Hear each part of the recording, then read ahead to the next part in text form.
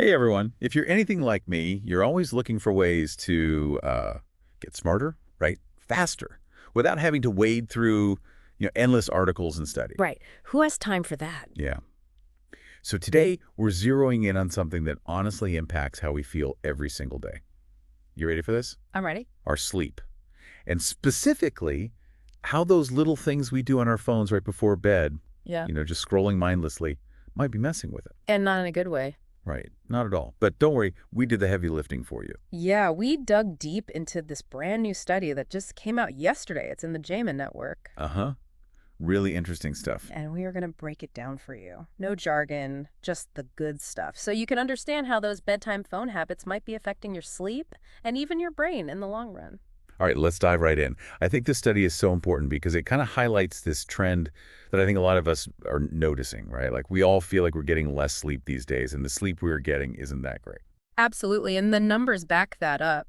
This study mentions that like 1 in 3 adults, that's a third of us, aren't even getting the recommended 7 to 9 hours of sleep per night. Wow, that's a lot of people walking around sleep deprived. And that's precisely why this research is so important right now. And it's not a small study. Right. We're talking about a study that analyzed data from over 122,000 people over a period of almost 2 years, from February 2023 to January 2025. That's a massive data set. You got to trust those numbers right. Huge sample size, definitely gives us a good picture of what's happening out there.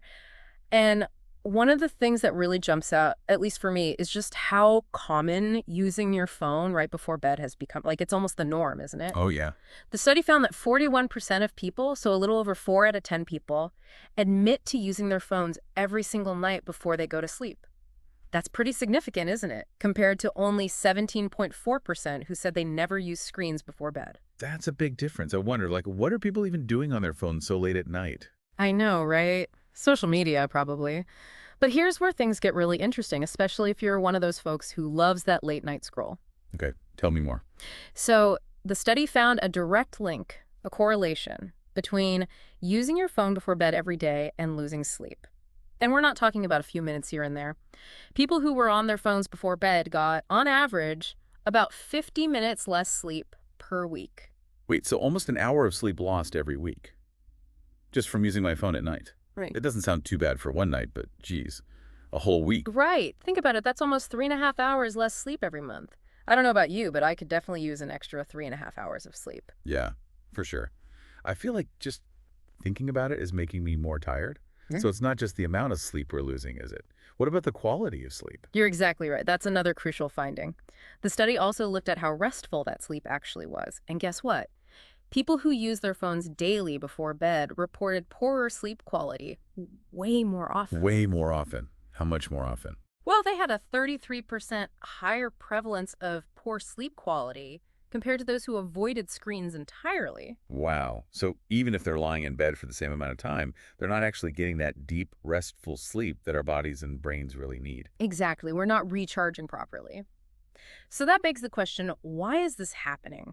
What is it about that screen time before bed that's messing with our sleep so much? Yeah. What is it? Spill the beans. Okay, so this is where the whole circadian rhythm thing comes in. Ah, yes, circadian rhythms. It's like our body's internal clock, right? It influences everything. Like Right. when we feel tired, when we feel alert, our hormones. And this clock is set by light. Okay. So when we're looking at our bright phone screens before bed, Bingo. That light basically tells our brain, hey, it's still daytime, time to be awake. so our body's getting mixed signals. Totally. And this messes with the production of a very important hormone called melatonin. Melatonin, the sleep hormone, right? You got it. Melatonin signals to your body, hey, it's nighttime, let's start winding down for sleep. But when we expose ourselves to that blue light from our phones, it suppresses melatonin production. So we have less of the hormone that actually helps us fall asleep. Exactly. And it shifts our natural sleep patterns later and later. That's why we stay up way past our bedtime scrolling on Instagram or TikTok. I'm so guilty of that. I'm definitely a night owl, but, society kind of forces us to be early birds. You and millions of others. And speaking of night owls, the study had some really interesting findings about people with what they call evening chronotypes. Evening chronotypes. It's basically a fancy way of saying night owl, right? Yeah. It's just your natural preference for when you feel most alert and when you tend to get sleepy. Some people are wired to stay up later and wake up later. Okay, so how does using their phone right before bed affect them differently? I mean, they're already night owls. Well, think about it. Evening types often already have a tough time fitting into a world that's scheduled for early birds. Their internal clock and their work or social life are constantly clashing, and that creates what we call social jet lag. Social jet lag, never heard of it. Yeah, it's this feeling of being out of sync all the time. And when evening types use their phones late at night, It just throws everything off even more. yeah, because remember, that blue light is suppressing melatonin production, right? So it pushes their natural sleep rhythm even further out of whack, making that social jet lag worse. That's a bummer for us night owls. Yeah. But I guess it's good to know so we can try to, I don't know, fight it somehow. So we've talked about light, but what about the stuff we're actually looking at on our phones, like all that social media? That can't be helping. Right. You're totally on point there. It's not just the light, it's also the content, what we're actually doing on our phones before bed. No. And the study specifically mentions social media as a major culprit. They say that more research needs to be done on how it affects adult sleep, but But there's already some pretty solid evidence about how it affects teens, right? exactly. The study mentioned that teenagers who check social media just 30 minutes before bed were over 1.6 times more likely to have sleep problems.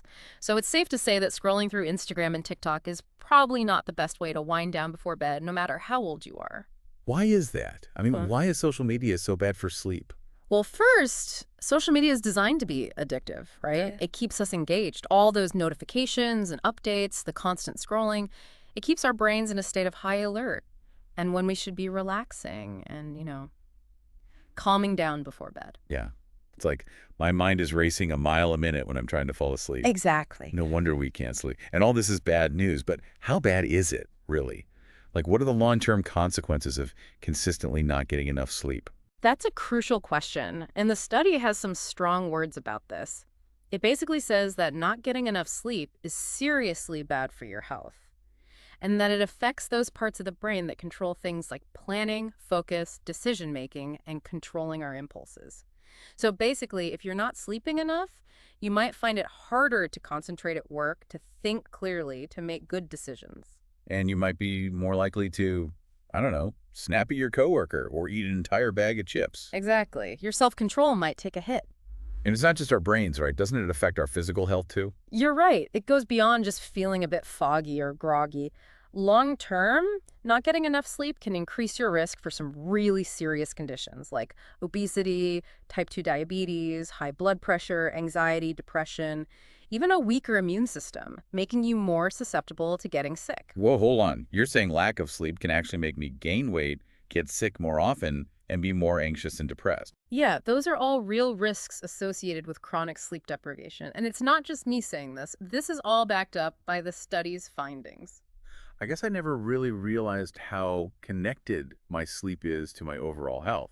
It's easy to think, oh, I'll just stay up late and scroll through my phone. It's just a few minutes. It won't hurt. Right. But when it becomes a habit, those minutes add up.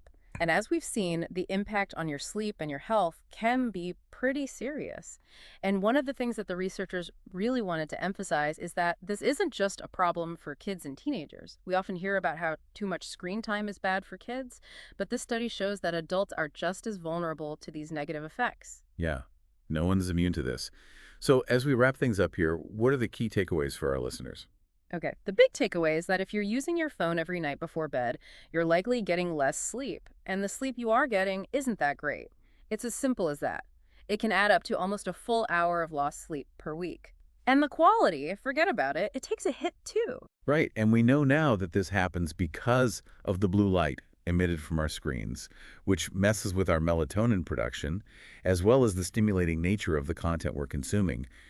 And all of this, over time, can have some serious negative effects on our brain function, our mood, and our overall physical health. Exactly. So given all this information, I'm curious, what's one small change you can make in your bedtime routine to prioritize getting a good night's sleep? Yeah, like what can you commit to starting tonight? Maybe it's putting your phone away an hour before bed, or reading a book instead of scrolling through social media. I know it sounds hard, but your brain will thank you for it. It really will. Maybe even dim the lights in your home an hour or two before bedtime. Anything to help signal to your body that it's time to wind down. I'm going to try. I'm really going to try. Me too. And hey, maybe this deep dive into the world of sleep and screen time will inspire you to explore this whole topic even more. It's a fascinating area of research. It really is. And the more we understand about the complex interplay between our tech habits and our biology, the better equipped we'll be to make healthy choices and live our best lives. Couldn't have said it better myself. Thanks for joining us on this deep dive, everyone. We'll catch you next time.